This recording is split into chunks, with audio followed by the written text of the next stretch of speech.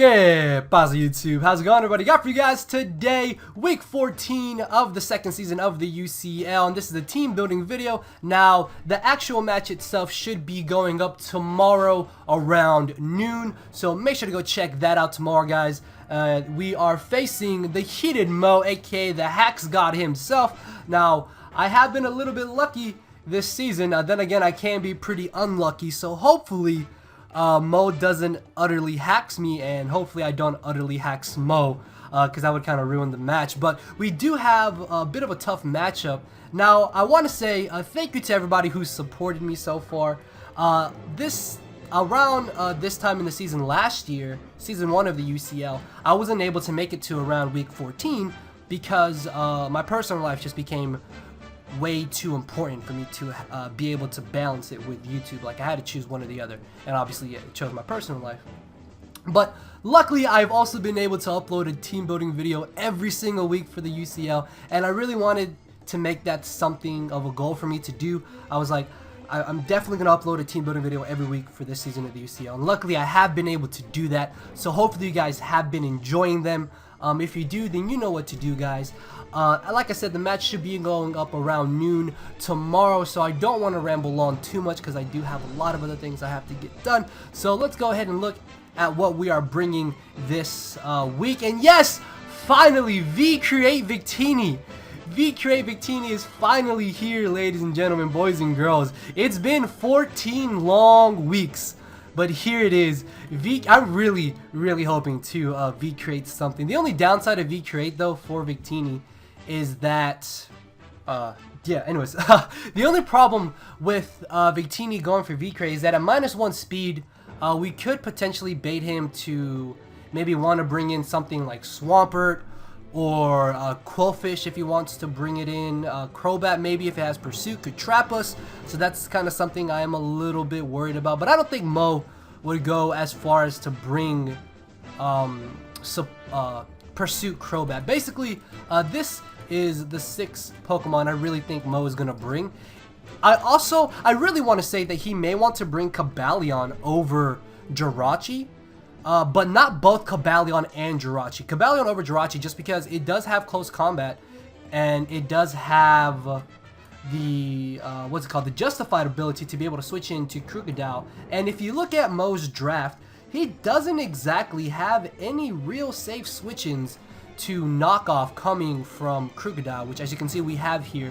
So of course, this is the squad that we are bringing this week. Now, Mixed Victini is actually really potent in this match. It's going to be able to basically break down everything except for Chansey. There's a chance he may want to bring Milk Tank over Chansey, and actually, if he brings Milk Tank over Chansey, that's going to be a whole lot better for us, I would say, because this could very well be a Sap Sipper for Swampert, because he could expect us to bring Shaman or Leafeon, because Swampert, even though yes, we do have Leafeon and Shaman, Rain Dance Swampert can still be absolutely terrifying late game, depending on if it's Adamant or Jolly. Because if it's Adamant, then we should be able to outspeed it with Terrakion, since it is Choice Scarf, so spoiler.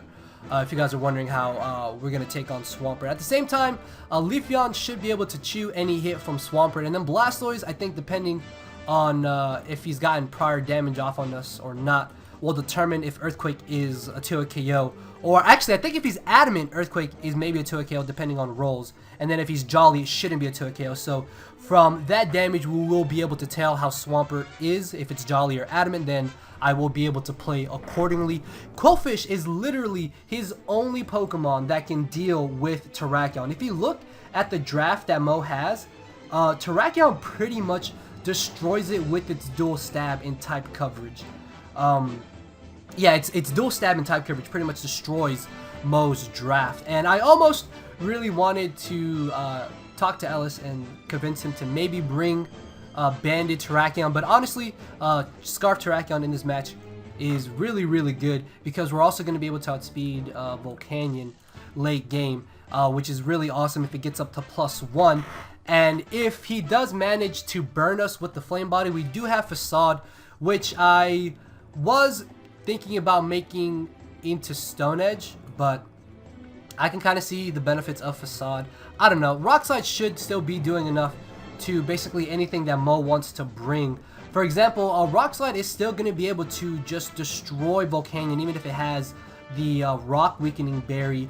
Earthquake, of course, hits Jirachi and Quillfish, and because we are Scarfed, we are going to be able to outspeed everything that he wants to bring that could also potentially be Scarfed. As long as he doesn't have Jolly Rain Dance Megapert, basically Scarfed Terrakion outspeeds his entire draft, which is going to be really, really great because Terrakion can definitely punch a lot of holes in Mo's team mid to late game, or punch holes and open them up for Victini to maybe be able to possibly sweep late game. But V-Create, if rocks are up, is actually surprisingly able to 2 KO Chansey, believe it or not. That is what this EV spread is for, is to 100% get a 2 KO on Chansey after Stealth Rock. So rocks are going to be pretty crucial in this match. Psychic, of course, hits Quillfish, which that's really the only thing that we have to hit with Psychic, unless Volcanion is weakened and it's in range of the Psychic. And we're running max speed Hasty Nature because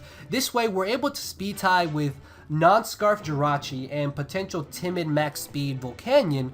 And the reason why we're minus Defense Nature as opposed to minus Def Nature is so we can take a Bug Buzz from Volcanion, if not Volcanion, but a Bug Buzz from Volcarona if it really comes down to it, because I'm pretty positive that I may be in a scenario where I can bring in Victini, and I know I can live a Bug Buzz if he does win the speed tie, and then return, just nuke it with V-Create, and as long as Leafeon is still healthy, I shouldn't have to worry about Swampert. So depending on how he plays the Volcanion, and Swampert will determine on whether or not if I am able to V-Create the Volcanion, which I'm really hoping to be able to use V-Create at least once. At least once I want to use V-Create this season. So yeah, Vicente is going to be putting in a whole lot of work in this match. Spadef Milk Tank is actually 2 KO'd, I think, if he does want to bring that on the switch in.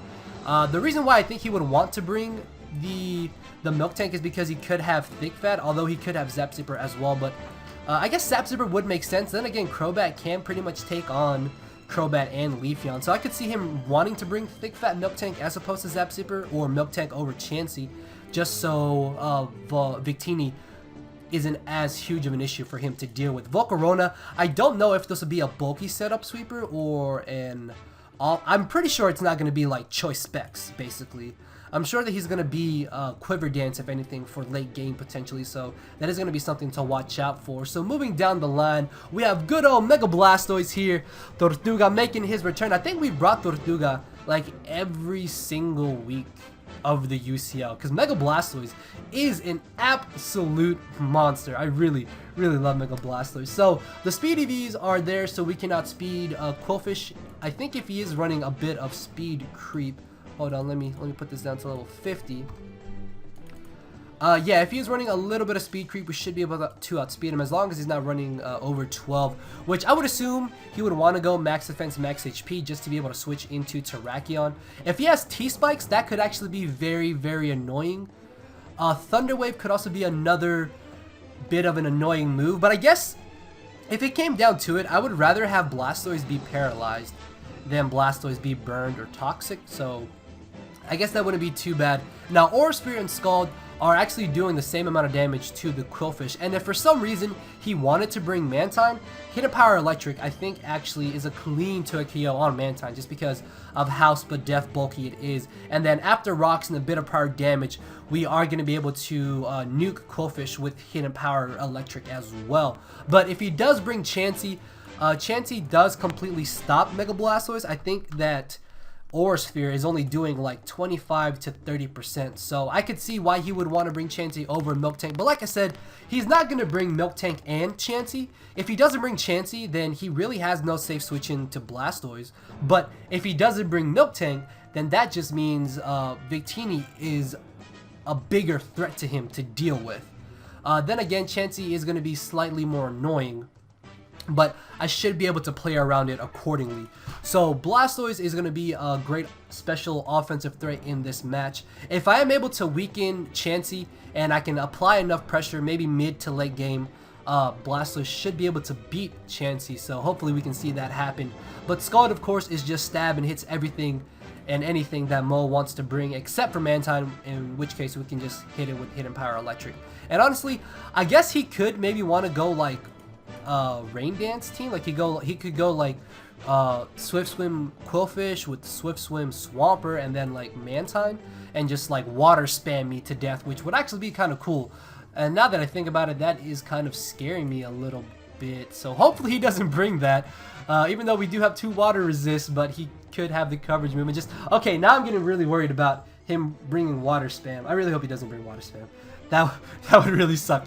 But yeah, if he is just standard defensive Quillfish, he should have Scald, T-Wave, and Spikes, or T-Spikes, or Spikes and T-Spikes, which would be a little bit annoying. So I'm gonna have to watch out for Quillfish and see what kind of set it's running.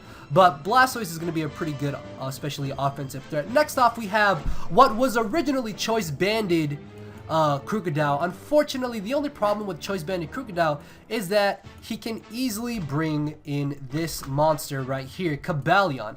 Now, the reason why I don't want to have Choice Banded Krookodile is because if I'm locked into knockoff, look at my team, nothing really appreciates switching in to any stab move coming from Cobalion, or appreciate switching into any of its coverage moves potentially. So I talked to Ellis and I decided to switch it up to Black Glasses as opposed to Choice Band, because this way we can still do a lot of damage with Krookodile. If he doesn't bring Cobalion, then Mo literally has no safe switch in to Black Glasses knockoff. Like Quillfish is not going to be switching into this. Crobat, if we have Rocks up, is also not going to be safely switching in. So it's going to be really, really great. Maybe I could bluff a Scarf set if he wants to play around with it against Jirachi or maybe Volcarona or something along those lines. But yeah, Black Glasses Krookodile I can really see putting in a lot of work. I'm hoping that we can maybe Pursuit Trap the Jirachi and just finish it off so it's not around for too long.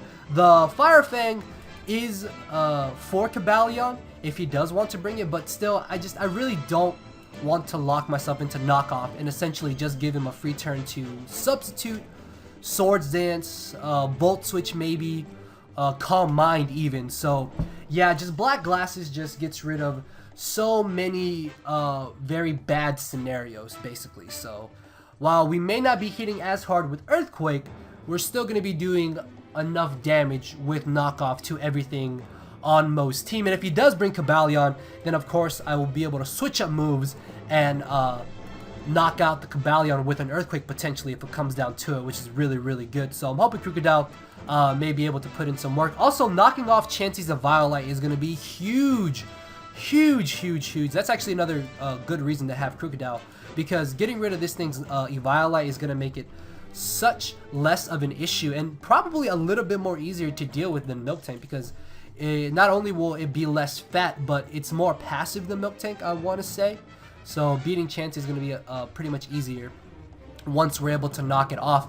I could see him maybe not bringing item Crobat. I remember in UU this generation, a lot of Crobats used to run Acrobatics and no Black Sludge because of Krookodile. So that is something that Mo may want to try out. So we're going to have to watch out for that. But Krookodile should be able to apply a decent amount of pressure to Mo. Also, Intimidate is going to be huge, huge, huge for Swampert if he is able to get up a Rain Dance. So I can maybe pivot around Swampert, switch it into Krookodile as the Earthquakes or something and get the Intimidate, then switch out and maybe switch in and out and just go from there. Like I said, Swampert is a huge, huge problem if we lose the Leafeon, which of course, hopefully I will be able to keep Leafeon for the whole match. As we're going to go ahead and move down the line, we have good old Damien the Druddigon here, an absolute monster running enough speed to outspeed Chansey. You know, it's a sad day when a Pokemon has to run enough speed to outspeed Chansey. And I'm really positive that Mo isn't going to want to run 4 or more speed EVs on Chansey. So I trust Ellis, and we should be able to 100% outspeed Chansey, because nobody in their right mind run speed on Chansey, right? No, nobody does that. Another good thing about Damien here is if this is not specially offensive Jirachi, then Druddigon can basically just safely switch into Jirachi anytime he wants to U-turn, Iron Head, or Zen Headbutt.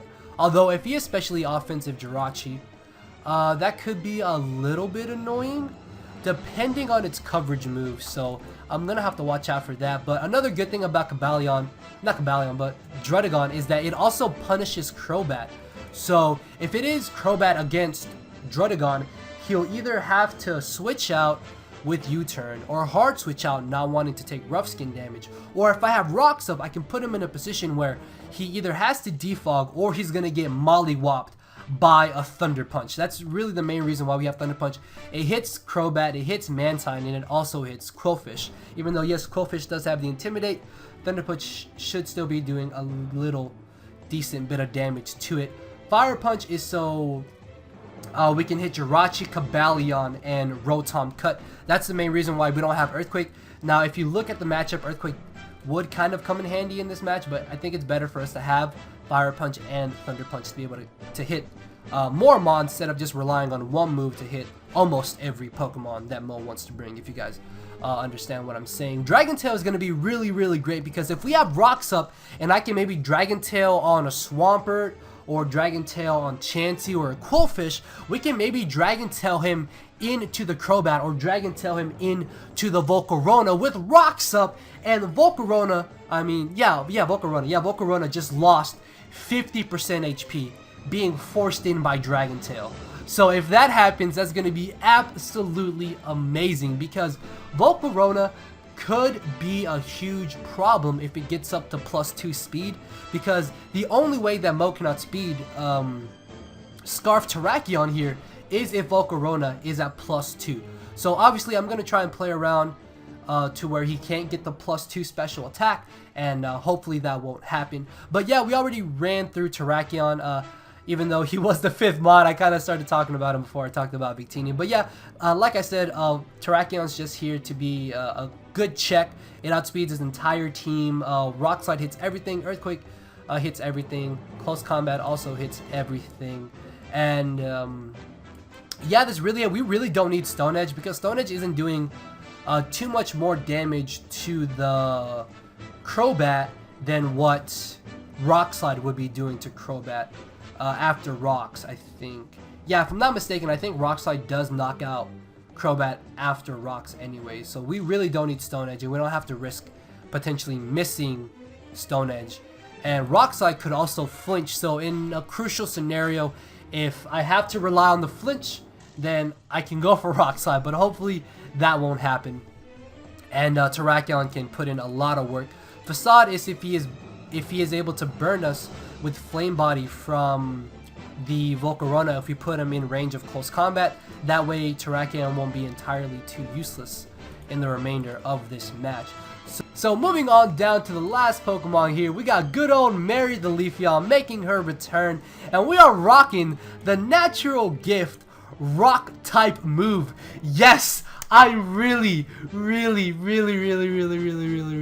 hope that Mo sees this and he's like, holy crap, I can Quiver Dance here and win. And then he's just gonna get utterly destroyed by Natural Gift Rock, and Volcarona will just die, and that will be awesome. So of course, we pretty much need to bring Shaymin or Leafeon. The only problem with Shaymin and Leafeon in this matchup is that they're both kind of bad, because Mo has Jirachi, he has Volcarona, sorry, he has Crobat, Cobalion, Rotom Mo to an extent, Zap Zipper Milk Tank, which you could easily bring.